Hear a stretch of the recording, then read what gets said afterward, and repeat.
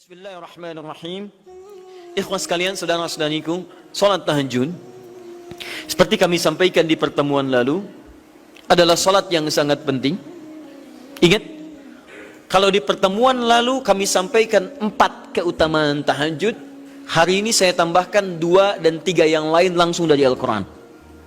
Ya, kemarin saya sampaikan 4 hal.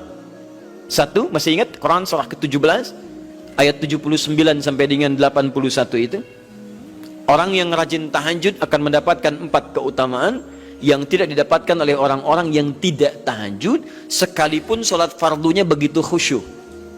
Di antum sholat fardu khusyuk bagus tapi nggak tahajud, nggak dapat 4 keutamaan itu. Ini sudah saya bahas panjang lebar di pertemuan lalu, saya hanya sebutkan cepat saja. 1, Allah akan mengangkat karir, pekerjaan atau aktivitasnya di tempat yang terbaik. Ya, jadi kalau antum misalnya pengusaha atau orang karir di kantor dan sebagainya, itu akan cenderung kemudian ditolong oleh Allah, diangkat ke tempat yang terbaik. Terbaik itu tidak harus puncak yang paling tinggi, direktur, tidak misalnya, tapi tempat yang bisa membuat nyaman hidup Anda, sholat bisa nyaman, bergaul juga nyaman, dan tenang kehidupannya. Mungkin level Anda nggak sampai puncak ya direktur utama, mungkin direktur 1, 2 gitu ya, tapi Anda dijauhkan dari hal-hal yang maksiat, dijauhkan. Sholatnya enak, punya ruangan nyaman dan sebagainya. 2, Allah akan bimbing setiap ahli tahajud. Allah akan bimbing sehingga menjalani awal pekerjaannya dengan begitu mudah. Wa rabbi adkhilni mudkhalas sidqin. Ya Allah, tolong bimbing saya supaya mengawali pekerjaan dengan cara yang benar. 3, awas hati-hati. Anda memang posisi tinggi, sekarang dapat proyek. Apakah setiap yang dapat proyek menjalani pekerjaannya dengan benar? Belum tentu. Jangan tinggi-tinggilah. Maaf ya, apakah orang tua yang sekarang menyekolahkan anaknya ke tempat belajar menjalani awalnya dengan benar? Hati-hati ya Bu ya, Pak. Bapak Ibu menyekolahkan anak dengan awal yang salah, maka memberikan jalan keburukan ketika dia belajar. Saya katakan, jangan pernah Anda masukkan anak Anda ke sekolah dengan menyogok. Bayar sekian supaya masuk, menyalahi aturan. Kalau awalnya sudah salah, bagaimana anak Anda bisa belajar dengan benar? Mustahil mendapatkan sesuatu yang tidak baik. Yang baik itu mustahil didapatkan. 3, wa akhrijni mukhrajas sidqin. Allah berikan jalan keluar terbaik dari persoalan yang dirasakan. Di ahli tahajud itu setiap punya masalah, bukan nggak dapat masalah ya, bukan tidak bermasalah hidupnya. Dia mendapat ujian juga. Cuman sebelum diuji, diringankan masalahnya. Sehingga seakan-akan nggak punya masalah. Padahal sama dengan yang lain. Cuma saat akan dia lalui, Allah ringankan persoalannya sehingga mudah dilalui. Dan yang keempat ini yang hebat. Ya, waj'alni min ladunka sultanan nasira. Allah akan tolong langsung orang ini ketika ada lingkungan sekitar yang akan menyakiti atau menjahilinya. Kalau diisengi orang, diganggu orang, dan sebagainya, ini orang-orang seperti ini langsung mendapatkan perlindungan dari Allah Subhanahu wa Ta'ala. Ada satu kali, ini kisah nyata, seorang saleh ahli tahajud, sampai saking ahli tahajudnya tidak ingin meninggalkan kebiasaan ini. Ini sangat nyata kisahnya dan tidak mengarang. Satu kali Pak, kemudian malam-malam dia perjalanan dengan rombongan. Begitu perjalanan, orang-orang tidur sampai dia mengendap-endap, kebiasaannya tidak ingin diketahui oleh orang lain.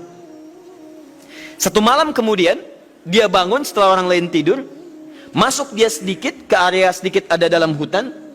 Begitu sedang menunaikan sholat, dia duga kemudian tidak ada orang lain yang melihatnya. Ternyata ada satu orang atau beberapa yang kemudian tergerak, mendengar suara dan menyaksikan kebiasaan dia. Anda tahu apa yang terjadi? Dan inilah yang disampaikan oleh orang-orang yang melihat itu. Begitu sedang sholat, teman-teman sekalian, tiba-tiba baru bertakbir malamnya, lompatlah dikisahkan seekor harimau di depannya. Dalam keadaan yang sudah lapar. Saya mau tanya pada Bapak Ibu, begitu sholat misalnya Allahu Akbar, tiba-tiba samping ada harimau. Wow. Apa yang dilakukan? Kabur. Udah gak panjang pikirnya, kabur ya kan? Tayyib. Sekarang lihat apa yang beliau sampaikan. Begitu datang harimau itu, perhatikan ahli tahajud ini, dia ingat dengan janji Allah. Dia ingat dengan janji Allah. Perhatikan baik-baik ya. Kalau Anda sudah punya kebiasaan Qur'ani dalam jiwa Anda, maka ayat itu akan hadir membimbing Anda dalam setiap kesulitan Anda. Apapun itu. Nabi Yusuf dekat dengan Allah, ketika digoda muncul ayatnya. Laula arra'a burhana rabbi. Kalau bukan melihat petunjuk dari Rabbnya, niscaya ada sesuatu yang buruk terjadi kepadanya. Tapi Allah jaga beliau. Lihat baik-baik teman-teman. Begitu melompat harimau itu, Kemudian dia katakan dalam jiwanya, lihat kalimatnya, ya khalqallah, hei makhluk Allah. Dia tidak katakan ya namar, hei harimau, tidak. Kalau disebutkan harimaunya menunjuk pada zatnya, tapi dia lekatkan makhluk ini kepada penciptanya, hei makhluk Allah. Ya khalqallah, hei makhluk Allah. Jika saya memang rizki yang telah Allah tetapkan untukmu pada saat ini, maka saya ridho untuk engkau makan, silakan, tidak ada masalah. Kalau Allah tetapkan saya sebagai rizki untukmu pada saat ini, silahkan. Tapi kalau saya bukan menjadi rizki yang telah Allah tetapkan untukmu pada saat ini, maka jangan coba-coba ganggu ibadahku hari ini. Lihat kalimatnya, bukan jangan makan aku. Ingat, bukan jangan makan aku. Jangan coba-coba ganggu ibadahku saat ini, atau aku akan mohonkan pada Allah penciptamu untuk menghancurkan engkau saat ini juga. Perhatikan, dia minta jangan ganggu tahajudnya, bukan jangan makan dirinya. Apa yang terjadi ketika dikaitkan dengan ayat perlindungan tentang tahajudnya, maka tiba-tiba harimau ini pergi meninggalkannya, mengaum sekali langsung pergi. Anda bisa bayangkan, bisa nggak malam-malam begitu Anda sholat, tiba-tiba ada nyamuk misalnya, kan banyak tuh. Begitu Anda mulai disengat oleh nyamuk, diambil, Anda katakan, hei nyamuk, kalau ini memang rizki yang telah Allah tetapkan untukmu saat ini, sedot sebanyak-banyaknya, saya ikhlas. Tapi kalau bukan, jangan coba-coba ganggu saya. Atau saya mohonkan kepada Allah pencipta untuk menghancurkan kau saat ini juga. Masya Allah. Kira-kira apa reaksi nyamuk? Makin banyak kayaknya. Coba cek. Berarti chemistry-nya harus lebih dibangun lagi. Tingkatkan. Itu waj'alni min ladunka sultanan nasira. Nah, maka teman-teman sekalian, dari 4 ini, kemudian Nabi menguatkan tentang itu sampai muncul ayat-ayat khusus dari Al-Quran untuk memberikan jaminan-jaminan. Ini tambahannya. Yang kelima, ini yang belum saya sampaikan pertemuan lalu. Kelima, sholat tahajud itu adalah kebiasaan ahli surga saat di dunia. Jadi kalau Anda ingin melihat ahli surga yang hadir di dunia, salah satunya lihat kebiasaan sholat malamnya. Bukan nonton bola. Dan tidak dikalahkan oleh bola. Dia nggak peduli mau Kroasia menang 2-1 lawan Inggris, dia nggak peduli. Ya, mau Prancis menang 1-0 lawan Belgia, dia nggak peduli. Pokoknya terserah, yang penting juaranya Prancis misalnya gitu kan. Tidak. Dia nggak peduli, mau siapapun nggak ada masalah. Dan tidak dikalahkan. Jadi kalau Anda ingin melihat kebiasaan ahli surga saat di dunia, lihat kebiasaan malamnya. Kalau dia bangun dan mengalahkan semua kebiasaan malam ahli dunia, maka itulah ahli surga. Salah satu kebiasaannya. Ya, kalau nanti turunan dari tahajudnya muncul, nanti saya terangkan. Yang berhasil tahajud, ciri-cirinya begini. Jadi jangan dilihat setiap yang malam sholat, itu disebut ahli tahajud. Belum tentu, ada ciri-cirinya. Tapi ciri yang pertama, yang melekat kuat, kelihatan nampak, pertama adalah ciri ahli surga, dia memiliki kecenderungan untuk sering bangun malam. Dalilnya Quran surah ke-51 ayat 15 sampai dengan ayat ke-17-nya. Innal muttaqina fi jannatin wa 'uyun, sungguh di antara orang takwa itu nanti akan ada yang mendapatkan hadiah taman surga. Apa keistimewaannya? Akhidhina ma atahum rabbuhum innahum kanu qabla dzalika muhsinin. Sungguh kebiasaan mereka itu saat di surga, keutamaan surga, taman surga ini, mereka akan langsung mendapatkan semua kenikmatannya dari Allah langsung. Kalau surga lain diberikan lewildanun mukhalladun, pelayan surga. Di kalau antum ikhwan oleh bidadari surga, yang akhwat oleh pangeran-pangeran surga. Ganteng cantiknya nggak usah dibayangkan, tak terlukiskan. Ada hurun in, ada seperti mutiara, ada seperti berlian, oh, indah sekali. Dan kata Nabi, mala ainan ra'at wala udhunun sami'at wala khatara ala qalbi bashar. Ya, gak pernah dilihat di bumi. Dia mengantarkan bi aqwabi wa abari qawaqasin min ma'in, bawa gelas-gelas yang berleburan mutiara, emas dan sebagainya. Gak seperti ini, gak ada merek Akhir TV di sana nanti. Ya, semuanya indah. Tapi gak terbayang. Tapi taman surga tidak. Allah langsung yang berikan tanpa perantara. Kun fayakun, gak usah dibayangkan, laisa kamitslihi syai', ada seketika. Tapi yang hebat, apa kebiasaan ini? Kata Al-Quran langsung, ini Allah yang mempersaksikan. Innahum kanu qabla dzalika muhsinin, mereka itu ahli ihsan saat di dunia. Ayat 17-nya, kanu qalila minal laili ma yahja'un. Mereka itu malamnya sedikit tidurnya. Jadi punya kebiasaan bangun malam. Jadi kalau Anda, ini cara memahami ayat itu begini. Cara memahami ayat seperti ini, jangan mencari orang lain. Anda sendiri yang menjadi bagian dari ayat itu. Jadi itu diinformasikan pada kita sebagai tawaran, kita mau nggak berniaga dengan ayat itu? Mau nggak menjadi bagian dari ahli surga itu? Jadi jangan sibuk mencari kebiasaan orang. Kenapa Anda tidak membiasakan diri jadi bagiannya? Ya, jadi coba cek dari keluarga. Ada nggak sudah jadi bagian dari ahli surga di keluarga Anda? Sekarang pulang ke rumah, coba lihat dari sekian orang yang ada di rumah berapa yang bangun? Mula-mula cuma 2 orang menikah suami istri belum bangun. Allah kirimkan anak belum bangun. Sudah ada cucu belum bangun. 10 orang di rumah nggak ada yang bangun. Masa satu pun nggak ada yang jadi ahli surga? Hai, coba. Makanya karena saking tingginya ayat ini, Nabi sampai membangunkan istrinya, membangunkan menantunya, membangunkan anaknya Fatimah Az-Zahra, menantunya Ali bin Abi Thalib. Dibangunkan oleh beliau, ayo bangun, bangun, bangun. Saking inginnya keluarga Nabi terpancar cahaya surga sejak mulai di dunianya. Teman-teman pulang ke rumah ya, coba lihat tuh. Anak-anak yang di pesantren kalau pulang dan sebagainya, malam bangun gak dia? Coba biasakan, bangun, bangun, bangun. Dan Anda akan rasakan hal yang sangat berbeda. 2. Tadi tambah 1 ya, berarti 5. Sekarang yang ke-6. Orang-orang yang rajin bangun malam, itu orang-orang yang mendapatkan pujian langsung dari Allah Subhanahu wa ta'ala. Jadi kalau Anda ingin melihat orang yang dipuji Allah, itu lihat orang yang sering bangun malam, tahajud. Di antara dalilnya, Quran surah ke-32 ayat ke-16. Tatajafa junubuhum 'anil madaji' yad'una rabbahum khawfan wa tam'a wa mimma razaqnahum yunfiqun. Setelah kita sujud itu ayat sajudah, Allah terangkan. Itu indah sekali kaitannya. Nih, di antara orang sujud ini ada yang lebih hebat lagi. Kalau Anda sholat subuh baca misalnya ayat sajadah, sujud, Allah terangkan. Di antara sifat orang yang rajin sujud ini adalah orang-orang yang rajin tahajud. Tatajafa junubuhum 'anil madaji'. Mereka sering menghindari tempat tidur di malam harinya. Maksudnya apa? Rajin tahajudnya.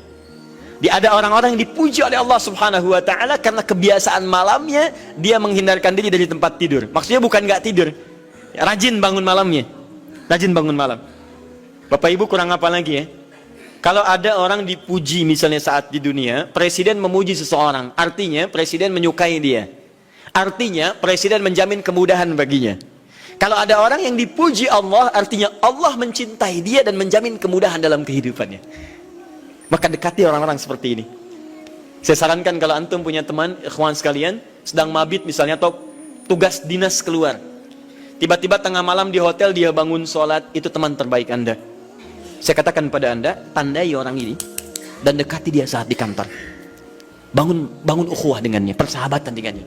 Maka ketika Anda mendekati orang-orang yang dipuji oleh Allah, maka Anda pun akan kedapatan bagian dari pujiannya. Karena mustahil orang yang dijaga oleh Allah mengajak Anda pada maksiat, itu mustahil. Mustahil. Sama teman-teman yang masih di kampus, kalau malam-malam misalnya di asrama atau pulang tiba-tiba ada orang-orang yang kelihatan sholat malam, dekati orang ini. Jadilah bagian dari sahabatnya. Dan dengan itu saya ajak, coba cek pasangan hidup Anda. Jangan-jangan selama ini Anda berdua belum mendapati sesuatu yang terbaik. Kalau ibu ingin suaminya dipuji oleh Allah Subhanahu wa ta'ala, maka bangunkan malamnya supaya dia sholat. Kalau istri Anda ingin dipuji oleh Allah Subhanahu wa ta'ala, bangunkan malamnya supaya dia sholat. Dan kalau bisa keduanya kompak. Pernah kan saya sampaikan di pertemuan lalu, Nabi menyampaikan, lihat rahimallahu mra'an atau rajulan, Allah merahmati seorang lelaki, kemudian yang bangun di pertengahan malam dia sholat, lantas membangunkan istrinya dan mencipratan air di wajah istrinya supaya dia bangun menunaikan sholat malam. Seperti Allah merahmati seorang istri yang bangun di malam hari untuk sholat, kemudian dia mencipratan air di wajah suaminya supaya bangun untuk sholat. Saking tingginya mendapatkan pujian Allah, sampai kata Nabi SAW, ayo bangunkan istrimu sekalipun kau cipratkan air di wajahnya. Tapi mohon izin Bu ya, maksud hadis itu kalau sudah ada komitmen dan rencana bangun di malam harinya.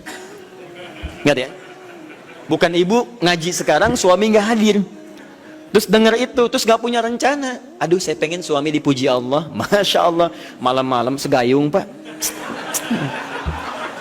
Mama kenapa? Hadis Nabi Pak. Oh hadis Nabi. Aduh, siapa yang ngajarin? Itu yang repot. Paham ya? Baik. Sudah yang terakhir. Ini menunjuk pada keutamaan tahajud. Kemarin 4, saya tambahkan jadi 3. 1, masih ingat tadi yang pertama apa? Allah Subhanahu wa ta'ala menjamin ia sebagai ahli surga, kebiasaan yang ada di dunia. Yang kedua, Allah memuji orang ini. Dan yang ketiga, tahajud itu kebiasaan orang soleh yang ditekankan oleh Al-Quran dan hadis Nabi SAW. kebiasaan orang-orang saleh. Jadi kalau yang pertama ahli surga, kedua dipuji Allah, yang ketiga langsung dikuatkan orang-orang saleh. Dan orang-orang saleh itu, mohon izin ya, maaf, orang saleh itu tempatnya saat di surga itu sesurga dengan semua nabi. Semua nabi dan rasul. Ayatnya ada di Quran surah keempat An-Nisa ayat 69. Paling kanan di pertengahan. وَمَنْ يُطِعِ اللَّهَ وَالرَّسُولَ فَأُولَئِكَ مَعَ الَّذِينَ أَنْعَمَ اللَّهُ عَلَيْهِمْ مِنَ النَّبِيِّينَ وَالصِّدِّيقِينَ وَالشُّهَدَاءِ وَالصَّالِحِينَ وَحَسُنَ أُولَئِكَ رَفِيقًا. Siapa yang mau menaati Allah dan Rasulnya, maka dia bisa sesurga dengan orang-orang yang telah Allah berikan jaminan nikmat surga untuk mereka. Di antara mereka para nabi, awas, para syuhada, siddiqin, orang-orang jujur, wassalihin, orang-orang saleh. Ini syahidnya di ayat ini bahwa orang-orang soleh akan sesurga bersama semua nabi. Saya pernah katakan pada anda, kalau beberapa nabi saja, maka bahasa Arabnya bukan nabiyin, tapi anbiya. Anbiya. Karena itu ada surah ke-21, surah Al-Anbiya. Di situ dikisahkan beberapa nabi saja. Puncaknya di Quran surah 21 ayat 83 sampai 90. Di situ ada kisah Nabi Zakaria, kisah Nabi Yunus, kisah Nabi Ayub dan sebagainya. Anda bisa baca itu, ada turunan para nabi, tapi tidak semua nabi dikisahkan. Tapi kalau Anda ingin sesurga dengan semua nabi tanpa kecuali, maka Anda kerjakan sebagai orang soleh saat di dunia, ada peluang mendapatinya. Nah, ciri orang soleh yang ditekankan itu, dia adalah orang-orang yang rajin bangun malam saat dia berada di dunia. Itu yang disampaikan tekanannya di Quran surah ke-76 Al-Insan ayat ke-26. Wa minal laili fasjud lahu wasabbihhu lailan tawila. Dan di antara sementara malam, tidak usah sepanjang malamnya, tapi sebagian malam cari waktu untuk banyak bersujud kepada Allah dan memperbanyak tasbih kepadanya. Di antara makna tasbih dan sujud itu adalah tahajud.